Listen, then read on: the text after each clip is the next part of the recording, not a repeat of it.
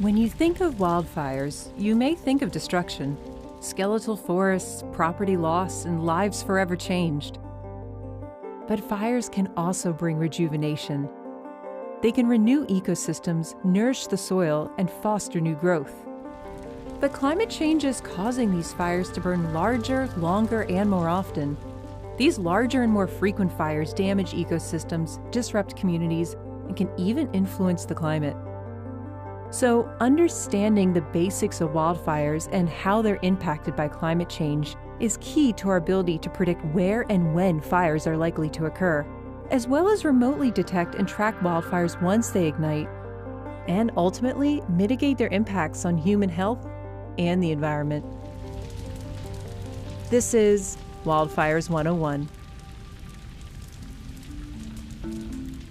The first thing you should know is that wildfires require 3 key ingredients: fuel to burn, the right conditions, and a source of ignition. But what does that actually mean? So fuel, like needles, leaves, or wood on the forest floor, is rarely a fire's limiting factor.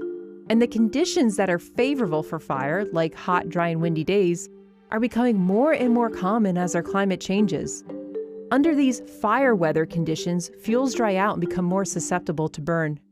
As for a source of ignition, well, most of the wildfires that NASA detects from space are started by people.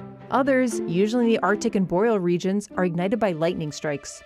NASA can track these conditions and inform land managers when an area appears prone to wildfire.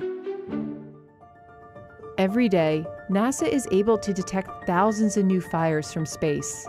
Along with our partners at NOAA, we use both polar orbiting and geostationary satellites to get insight as to the structure and evolution of a fire. Geostationary satellites remain fixed in relationship to the globe, giving us new images of one hemisphere every 5 to 15 minutes. However, the resolution is usually coarser than that of polar orbiting satellites, which will pass over a fire twice per day. From over 500 miles above the Earth, these orbiting satellites will detect and characterize thermal anomalies, locations on the Earth's surface that are hotter than their neighbors that can indicate burning associated with new or existing fire events. Importantly, these instruments can detect fires at night, a time when wildfires typically lay down and smolder. Since the majority of large wildfires last for multiple days, the ability to track them both day and night is instrumental to helping land managers combat the blazes. But it's not just the fire itself that's dangerous. Wildfire smoke can travel for thousands of miles, having the ability to blanket large swaths of a continent from a single wildfire. Smoke from wildfires can reach high altitudes, between 3 to 6 miles, and travel with prevailing winds. This smoke can linger in the air for several weeks, changing the chemistry of the atmosphere and reducing the amount of sunlight reaching the surface. Smoke that gets trapped near the ground severely impacts the air quality in surrounding communities. And poor air quality can last for months as large fires continue to smolder even after the fire itself has been contained.